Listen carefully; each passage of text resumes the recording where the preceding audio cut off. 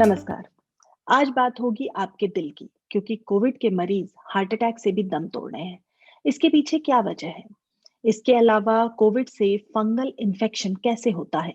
Black fungus के शुरुआती लक्षण और इलाज के बारे में भी जानेंगे डॉक्टर मोहसिन वली जी से। आप जाने माने कार्डियोलॉजिस्ट और फिजिशियन हैं।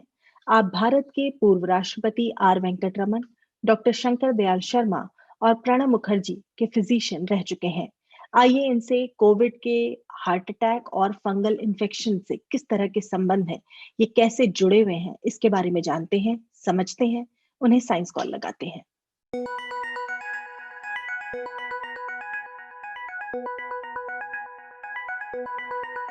नमस्कार डॉक्टर वली, बहुत बहुत स्वागत है आपका। कोविड 19 हार्ट को कैसे इम्पैक्ट कर रहा है? ये वेस्कुलाइटिस है, वायरल बीमारी है और वायरस ब्लड वेसल्स को इन्वॉल्व करता है। जैसे मेरे कोट में ये अस्तर लगा है, स्लीव, जी जी। ऐसे ही ब्लड वेसल्स के अंदर की जो लाइनिंग होती है उसको हम एंडोथेलियम कहते हैं। और ओके। एंडोथेलियम सबसे ज्यादा वाइटल स्ट्रक्चर है, जो कि एक जिंदा एक कॉलम ऑफ सेल्स है, जो पूरी बॉडी में बाल की जड़ से लेके पैर के नाखून तक होता है, हार्ट में भी होता है, लंग्स में भी होता है। तो जब ये वायरस का संक्रमण उन सेल्स के, एंडोथेलियम के सेल्स के ACE2 रिसेप्टर्स पर जाता है और उनको संक्रमित करता है, तो वो बहुत सारी उनको डैमेजिंग चेंजेस शुरू करता है। जैसे हम बारबेक्यू में कोई चीज़ भूनते हैं तो वो काली हो जाती है, आलू अगर हम लगाएंगे तो वो काला हो जाएगा। इसी तरह से लंग का वो पोर्शन जिसमें वायरस जाता है, ब्रेन का वो पोर्शन जिसमें वायरस जाता है, और डिफरेंट जगह जहाँ जहाँ ब्लड वेसल्स हैं वहाँ वहाँ ये ब्लड वेसल्स की सप्लाई को ख़त्म कर देता है। इसलिए वो ऑर्गन काम करना बंद कर देता है, उसमें इन्फ्लेमेटरी चेंजेस हो जाती हैं, ऑक्सीडेटिव स्ट्रेस बनता है। ये सब मिला जुला हुआ असर जो है वो हार्ट के अंदर जब होता है तो हार्ट में कंडक्शन सिस्टम अगर प्रभावित होता है तो हार्ट बीट कम या ज़्यादा हो जाती है, किसी की 50 रह जाती है, किसी की 180 हो जाती है। और अगर हार्ट की जो मसल्स की रगें हैं उनको प्रभावित करता है तो बिल्कुल फाइंडिंग भी ब्लड में वैसी मिलती हैं और हार्ट अटैक जैसा होता है, चेस्ट पेन भी होता है, हार्ट अटैक भी हो जाता है और सडन डेथ भी हो सकती है। और ये ज़रूरी नहीं है कोविड के पहले 5-6 दिन में हो, ये कोविड के 20-25 दिन बाद भी हो सकती है। जी। वायरस की वजह से ब्लड क्लॉट्स होते हैं, इसको भी थोड़ा सा समझाएंगे सर? देखिए, हमारे शरीर में फिब्रिनोजेन होता है ब्लड में, और फिब्रिनोजेन इमरजेंसी के लिए होता है। ये एक जाली बना देता है कन्वर्ट होके, जब कोई चोट लगती है या बाहर से कोई स्टिमुलस आता है जैसे कोरोना वायरस, तो उस जाली में ब्लड सेल्स फिर फंसने लगते हैं और वो जाली जो है फंसा कर उन ब्लड सेल्स को क्लॉट बना देती है और उसमें बहुत सी चेंजेस होती हैं। और कोरोना वायरस में दोनों प्रॉपर्टी हैं, ये क्लॉट बनाने वाली और ब्लीडिंग करने वाली। तो जब हम क्लॉट्स की बात कर रहे हैं तो वैक्सीन के सिलसिले में भी हो रही है। और ये कोरोना वायरस ने बहुत से लोगों को स्ट्रोक से मारा है, हार्ट अटैक से मारा है और ब्लड क्लॉट की वजह से गैंग्रीन हो जाती है, जिसमें शरीर का कोई अंग काला पड़ जाता है। जैसे मैंने आपको भी बताया कि हम जैसे बारबेक्यू कर देते हैं, वाकई में वैसे बिल्कुल एटॉक्सी पे जो चेंजेस हैं वो ऐसी आई हैं। तो कोरोना वायरस में प्रोकोगुलेंट और एंटीकोगुलेंट प्रॉपर्टीज हैं और एंटीकोगुलेंट प्रॉपर्टीज से ब्लीडिंग होती है, कोगुलेंट प्रॉपर्टीज से ये बिल्कुल मैं क्लेमैन की भाषा में समझा रहा हूँ, जैसे नाली के अंदर गेंद फंस जाती है और उस गेंद को जब तक हम बांस डाल के निकाल नहीं लेते हैं पानी का फ्लो रेस्टोर नहीं होता है। इसी तरह से ब्लड वेसल्स में जब कोरोना वायरस हो जाता है, जब तक हम ब्लड थिनर शुरू से नहीं लेते हैं और उस खून को के थक्के को पिघलाने की दवाई नहीं देते हैं, तब तक ये कोरोना प्लॉट कर देता है। इसके वार्निंग साइंस क्या हो सकते हैं, जिससे कि समय रहते ही हम इस पर एक्शन ले सकें और खुद को सेव कर सकें? देखिए, जब हम वार्निंग साइंस की बात करते हैं तो सबसे पहला तो फीवर होता है, उसको हम इग्नोर नहीं कर सकते। लोग पैरासिटामोल खा के 3-4 दिन ऐसे ही निकाल देते हैं, तब तक ये शरीर में उग चुका होता है। ये बहुत जरूरी बात मैं बता रहा हूँ, first 5 days are very crucial. उसी में हमको ब्लड थिनर्स भी देने हैं लो क्वांटिटी में और उनको एस्पिरिन भी देना है मरीजों को। अगर उसको हमने पैरासिटामोल खा के गुजार दिया तो खत्म। उसके बाद पेन होगा उस ऑर्गन में जहाँ क्लॉटिंग होगी, ब्लरिंग ऑफ विजन हो सकती है और सीजर आ सकता है। ये मैं बहुत इंपॉर्टेंट साइन बता रहा हूँ, दौरा, सीजर, मिर्गी जैसा दौरा। और ओके। अगर चेस्ट पेन हो सकता है, सांस फूल सकता है, कॉमन सिम्टम्स। लंग में जब इन्फेक्शन करेगा या डैमेज करेगा तो सांस भी फूलेगा और हल्का सा ब्लड थूक में आ सकता है। तो ये अर्ली ओके। वार्निंग साइंस हैं। और पल्स रेट का बहुत कम हो जाना या बहुत ज्यादा हो जाना मैंने अभी बता दिया है आपको। जी। तो ये सब वार्निंग साइंस। जी। क्या करें इस रिस्क को लोअर करने के लिए? शुरू से ही किस तरह के एहतियात ले सकते हैं कि कोविड-19 हार्ट के पर इम्पैक्ट ना करे? देखिए, मैं सबको सलाह दे रहा हूँ जिसको कोविड नहीं हुआ अभी तक, लंग की एक्सरसाइज करिए। ये प्रिवेंशन सबसे अच्छा है। अगर आप तगड़े होंगे, लंग आपके मजबूत होंगे, तो आप इस वायरस से कुश्ती में जीत जाएंगे। अगर आप बैठे रहेंगे लॉकडाउन में बिस्तर पे, अखबार पढ़ते रहेंगे, टीवी देखते रहेंगे, डीप ब्रीदिंग नहीं करेंगे, प्राणायाम नहीं करेंगे, अनुलोम विलोम नहीं करेंगे, शंख नहीं बजाएंगे। मैं शंख को और बांसुरी को इसमें बहुत प्रमोट करता हूँ। और हम्म। ये जो 3 बॉल वाला रेस्पिसाइजर आता है वो, और कुछ ही नहीं हो तो बैलून फुलाते रहिए, एक अच्छा। सांस में बैलून फुलाइए। तो ये जो है, लंग को अगर आप मजबूत कर लेंगे तो सारा प्रिवेंशन आ गया। फिर ओके। आप बाहर मत जाइए, बाहर जाएंगे हम्म। वायरस आएगा। अगर आपने ये सब कर लिया तो आपको कोरोना वायरस परेशान नहीं करेगा विद मास्क। कोविड को लेकर एक विशियस सर्कल की भी बात हो रही है कि कोविड हुआ आपको, आपको किसी भी तरह से स्टेरॉइड्स दिए गए, आपका डायबिटीज आपका अगर इश्यू रहा है या थोड़ा बहुत शुगर लेवल बढ़ा, तो ये सारी चीजें एक साथ मिलकर के आपके हेल्थ को बहुत नुकसान पहुंचा रही हैं। स्टेरॉइड इसमें प्रूवन बेनिफिशियल ड्रग है। इसके बारे में जितना कहा जा रहा है उसमें ये नहीं कहा जा रहा कि आप सही वक्त पर, सही समय के लिए, 5 दिन के लिए सही वक्त पर अगर आप स्टेरॉइड देंगे, और ये स्टेरॉइड हम छोटी मोटी डोज में नहीं देते, फुल डोज में देते हैं, equivalent to 16 to 30 milligram of methyl prednisolone. तो ये हम्म। क्वांटिटी में देने से कोई नुकसान नहीं होता है। देखिए, स्टेरॉइड से डरना नहीं है।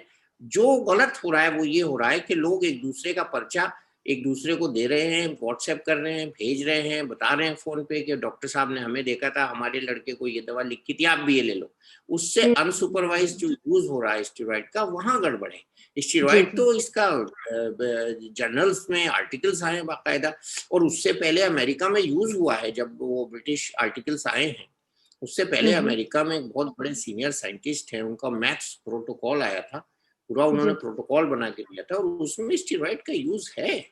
Hmm. Steroid is life saving. देखिए, ये जी, कोविड इन्फेक्शन जो है, कोविड-19 जो है, वो फंगल इन्फेक्शन तक कैसे पहुंच जाता है? ये भी समझाइए हमें। देखिए, म्यूकर जो है बहुत पुराना फंगस है, और हम्म। हजारों साल से ये देखा जाता है। इसके मरीज भी आते हैं और वो सीरियस भी होते हैं।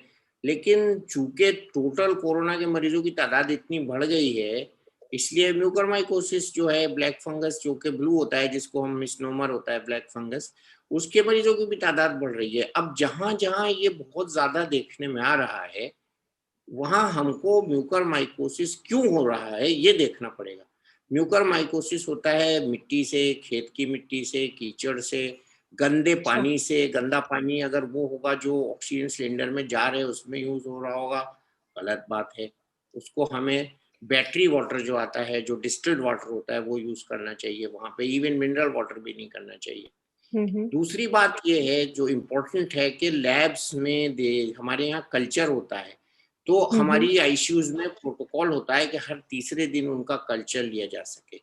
और जी। आईसीयू में खास तौर से जो वेंटिलेटर हैं, उनकी जो मास्क हैं, जो हम एक मरीज के जाने के बाद दूसरे मरीज पे लगा देते हैं विदाउट नोटिस, उसका, और जो ओ। उसकी ट्यूबिंग है उसका, तो और जो ऑक्सीजन लगाया जा रहा है सिलेंडर से, उसकी भी मास्क होती है, प्रॉन्ग्स होते हैं। They can not be, they are disposable. जो हमारे यहाँ डिस्पोजेबल चीजें हैं उसको हम रीयूज नहीं कर सकते इस एपिडेमिक में, पेंडेमिक में। तो जी। उसकी ख्याल रखना, मेंटेनेंस रखना, रख रखाव रखना बहुत जरूरी है। और जहां जहां ये ज्यादा हो रहा है वो कुछ सिलेक्टेड स्टेट्स हैं, अभी 3 स्टेट्स में ज्यादा हो रहा है, मध्य प्रदेश में, महाराष्ट्र में, और दिल्ली में भी हमारे कुछ केसेस आए हैं, और एक आध स्टेट्स में आए हैं। तो वहां जी। पे हमको सोर्स को डिटेक्ट करना चाहिए। हम्म। म्यूकरमाइकोसिस एक खतरनाक बीमारी है, होने के बाद इसका बहुत देर में पता चलता है क्योंकि फंगल इन्फेक्शन है। इसमें बुखार नहीं आता है। बैक्टीरियल इन्फेक्शन में जरा सा भी हो जाता है तो पहले बुखार आता है, फिर लक्षण आते हैं। इसमें आपको मैं अर्ली कुछ लक्षण यहाँ बताना चाहूंगा जो जी बहुत जी। कम लोग बताते हैं। सबसे पहले नाक में खारिश होना, खारिश होने के साथ साथ एक नाक में दर्द होना, जबान पर काली कोटिंग होना या तालू में काला धब्बा बनना, आंख से धुंधला दिखाई देना जो कि एक आंख से दिखाई देगा, फेस के आधे हिस्से में हाफ हिस्से में दर्द होना। हाफ हिस्से में दर्द होने का मतलब यह है कि आधे हिस्से में दर्द होगा, सर में भी आधे हिस्से में होगा, आंख की जो विजन है वो कम होने लगेगी, ब्लरिंग होने लगेगी, मैंने अभी बताया ब्लर हो से कम हो जाएगी। इसके अलावा सर में दर्द के साथ उल्टी आना, ये ब्रेन में जाने का लक्षण है। कभी कभी काला बलगम आना या बलगम में हल्का खून आना। इसके बाद थोड़ा बहुत 98-99 बुखार आता है। तो ये हमको अर्ली सिम्टम्स हैं जो पहचानने पड़ेंगे, और हमको नाक में 2-3 बार रोज जब भी आप वॉशरूम जाते हैं, नाक में अगर आप वॉश करते रहे तो ये नहीं बैठेगा फंगस। ये जब नाक की जो एसिडिटी है वो एल्कलिनिटी की तरफ एल्कलिनिटी से एसिडिटी की तरफ हो जाती है, जैसा कि डायबिटीज में स्टोरेट तो क्रॉनिक इन्फेक्शन के बाद होता है, उसमें ये फंगस ग्रो करता है। और ये फंगस बहुत छोटा सा एक फाइबर होता है, जैसे रुई का फाइबर होता है। जब ये मनुष्य की ब्लड वेसल्स के कांटेक्ट में आता है तो उसके अंदर ये उगना शुरू कर देता है। जैसे आपको 3 बीज का प्रयोग बताया जाता था, बीकर में 3 बीज लगाए जाते थे, एक बीज बिल्कुल पानी के अंदर, एक बीज पानी की सतह पर और तीसरा बीज हवा में सूखा हुआ। तो जो बीच वाला बीज होता था वो उगाता था, उसमें जर्मिनेशन हो जाता था। तो ऐसे ही ये अंकुरित हो जाता है नाक में जाके, फिर ब्लड वेसल्स को चोक करता है, फिर जो इस्कीमिक प्रोसेस वो वाली है जो मैंने अभी कोविड की बताई वो सब शुरू हो जाती है, ऑक्सीडेटिव डैमेज होता है, नाक का वो हिस्सा गलने लगता है, नाक से आंख में जाता है, आंख से ब्रेन में जाता है, क्योंकि eyes are part of brain. तो ये फिर संक्रमण जब आंख में और ब्रेन में चला जाता है तो फिर आंख निकालने के अलावा सर्जन के पास कोई ऑप्शन नहीं होता। लेकिन अर्ली सिम्टम को अगर कोई डिटेक्ट करके पहुंच जाए तो डॉक्टर नाक की स्वाब लेके इसकी जांच कर लेता है, और इसकी जांच बहुत आसान है, पोटाश से हो जाती है। स्लाइड पे सैंपल रख के KOH का जो घोल होता है उसको रख के हम, that is called fungus staining. तो fungus staining is very easy, detection is very easy, provided आप ये अपने लक्षण को पहचान के डॉक्टर के पास जाएं, और ये ट्रीटेबल कंडीशन है। अगर ये लेट हो जाती है, आंख के अंदर, आंख के पीछे और ब्रेन में संक्रमण चला जाता है, या लंग के अंदर फंगस बॉल में चला जाता है, कोई पहली कैविटी में चला जाता है पड़ी हुई है जो, तो फिर हमको वो पोर्शन बॉडी का काट के निकालना पड़ता है। बहुत से लोगों की आंखें निकाल दी गई हैं, क्योंकि इसके अलावा उनकी जान बचाने के लिए कोई भी चारा नहीं था। ओके, क्या इलाज है इसका अगर प्राइमरी स्टेज में पहले ही हम इसके सिम्टम्स पहचान कर और डॉक्टर के पास जाते हैं, तो किस तरह से इसका इलाज किया जा सकता है? फंगस है इसलिए इसका इलाज एंटी फंगल है, प्लस सपोर्टिव एंटीबायोटिक्स हैं। और आजकल जो इसकी रिकमेंडेड एंटीबायोटिक है उसका लाइफोलाइज्ड फॉर्म जो है एम्फोट्रेसिन बी उसका नाम है, वो दी जा रही है, और वही इसकी ड्रग ऑफ चॉइस है। इसके अलावा भी 1-2 एंटी फंगल ड्रग्स हैं जो हम दे सकते हैं, फॉस्फोमाइसिन और एक आध और ड्रग है तो वो हम दे सकते हैं। और एंटी फंगल ड्रग्स ही इसका इलाज है, दूसरा सपोर्टिंग एंटीबायोटिक है, तीसरा सर्जरी है। तो हाइजीन इसमें सबसे ज्यादा इम्पोर्टेंट है। रोज नहाएं, आंखों को धोएं, मुंह धोने में भी लापरवाही करते हैं बहुत से लोग, जल्दी से धोया और तैयार हो गए। अब तो खैर ऑफिस नहीं जाना है तो इसलिए इत्मीनान से अपनी हाइजीन को मेंटेन रखें, साबुन से नहाएं, और अपनी नाक में पानी जरूर डालें। जो कुछ जल नीति कर सकते हैं वो कर लें, लेकिन नाक के नरम हिस्से तक पानी डालना इस तरह से चुल्लू में लेके बहुत ही मुफीद इसके लिए रोकथाम है, और बहुत सी बीमारियों के लिए जो नाक के जरिए फैलती हैं उनके लिए भी रोकथाम।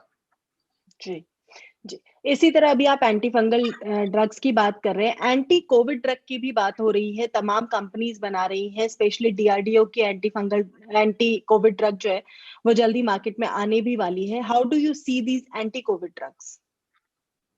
I am so proud of my nation, my scientist और DRDO पर्टिकुलर से, और डिफेंस मिनिस्ट्री इन जनरल, कि उन्होंने एक ऐसा गिफ्ट दिया है ऐसे समय में दुनिया को, जो बहुत आसान है, बहुत सरल है, खाने योग्य है, हर मरीज को दिया जा सकता है, सेफ है, और एक तरह का ग्लूकोज है जिसके कोई साइड इफेक्ट्स नहीं है। और ये इनकी बहुत पुरानी रिसर्च का नतीजा है। DRDO ने बहुत पहले रिसर्च की थी कि रेडिएशन से हम शरीर की कोशिकाओं को मरने से कैसे बचा सकते हैं, तो ये 2DG ग्लूकोज उसकी देन है। उसके बाद ये दवा, ये एक सीक्रेट रिसर्च थी, उसके बाद ये दवा इन्होंने जब ड्रग कंट्रोलर से इजाजत लेके कोविड के मरीजों पर 2020 में अप्रैल में ट्राई करनी शुरू की, उसके लिए हैदराबाद और मुल्क के कई हॉस्पिटल्स में करीब 14 से 17 हॉस्पिटल्स में इसके ट्रायल्स किए, डॉक्टर रेड्डीज लेबोरेटरी को इन्वॉल्व किया और इसकी जो है प्रोडक्शन हुआ और इससे ये देखा गया है कि ये एक तरह का ईंधन है हमारे सेल्स के लिए, क्योंकि जब वायरस सेल्स को आक्रमण करता है, हमला करता है, तो वायरस खुद बहुत ज़्यादा ग्लूकोज कंज्यूम कर लेता है और वो ग्लूकोज जो है शरीर में से जो जमा ग्लूकोज है हमारे मसल्स में और लीवर में वो डिग्रेड हो जाता है। जैसे आपके घर में जब पैसे खत्म हो जाते हैं तो आप बैंक अकाउंट से निकाल के लाते हैं, इस तरह से वो बैंक से पैसा कम हो जाता है, हमारे शरीर से ग्लूकोज कम हो जाता है। उसको रिप्लेनिश करने का तरीका ये है, आपने अगर 1000 रुपये निकाले और मैंने आपके बैंक में 1500 रुपये डाल दिया तो आप गदगद हो जाएंगी खुशी से और आपको पूरी खुराक मिल जाएगी पैसे की। इसी तरह से हमारे सेल्स में अगर हम बाहर से ग्लूकोज ले लें तो वो अंदर का जो ग्लूकोज विश्लेषण करके और टूट के जो ब्लड में गया है इस वजह के संक्रमण की वजह से, तो वो रिप्लेनिश हो जाएगा और उससे ऑक्सीजन की डिमांड घट जाएगी। 3 से 3.5% ऑक्सीजन की डिमांड घट जाती है। 3 से 8 दिन तक इसके आईसीयू में स्टे कम हो जाता है और पेशेंट की जान बच जाती है। ये माइल्ड टू मॉडरेट केसेस में इस्तेमाल हुई है और ये बहुत कामयाब दवा है। हमको जी, और कुछ खास आप जोड़ना चाहेंगे हमारे दर्शकों के लिए इस बातचीत में? देखिए, इस समय कोरोना में डर बहुत है, कोरोना से डर बहुत है। खुशी की बात है कि अब थोड़ा सेकंड वेव से थोड़ी-सी राहत मिलती हुई नज़र आ रही है, but this is not the time to rejoice. Rejoice का टाइम नहीं है, ये टाइम है सावधानी का, ये टाइम है अपने को अलग रखने का, ये टाइम है डबल मास्क पहनने का, ये टाइम है एक्सरसाइज़ और व्यायाम से अपने को हष्ट-पुष्ट रखने का, अच्छा सादा सात्विक व्यवहार खाने का और अगर छोटे बच्चे घर में हैं तो वो उनको माँ के पास से नहीं दूर करने का, उनकी माँओं को बाहर न जाने का, बगैर किसी काम के छोटे बच्चों को बाहर नहीं जाने देने का, छोटे बच्चे बाहर से आएँ तो उनको एल्डर्स के पास ना आने देने का। ये समय है सावधानियों का जो मैंने गिनाई है। अब समय आ गया है कि हम अपने मास्क को पहने, एक सर्जिकल मास्क को पहने और एक N95 मास्क को पहने, तब ये काम होगा। ये 2 मास्क हमारे बेहतरीन दोस्त हैं। ये वेल वाला नहीं होना चाहिए इसलिए मैंने नहीं पहना हुआ है, ये बगैर वेल का होना चाहिए। ये वेल वाले मास्क पॉल्यूशन के लिए बने थे, बाद में इसके बारे में बड़ी डिबेट हुई थी, तो अब दोनों तरफ से जिसमें वेल ना हो वो वाला मास्क और एक सर्जिकल मास्क पहनना है। तीसरी बात ये है कि हाथ धोने को भी भूलते जा रहे हैं हम। हैंड वॉशिंग बहुत इंपॉर्टेंट है कि टीका सबके लिए ज़रूरी है। सबसे लेटेस्ट ट्रायल जो है वो मिल्क जो दूध पिला रही हैं उन महिलाओं पे किया गया है और जो प्रेग्नेंट वीमेन है उन पे ट्रायल जारी है। इसके अलावा हम सबको 18+ को टीका लेने की ज़रूरत है। बच्चों के लिए जो नीति आएगी वो हम अगले प्रोग्राम में डिस्कस करेंगे। ज़रूर, ज़रूर। आपका बहुत-बहुत धन्यवाद हमारे साथ जुड़ने के लिए। नमस्कार। नमस्कार।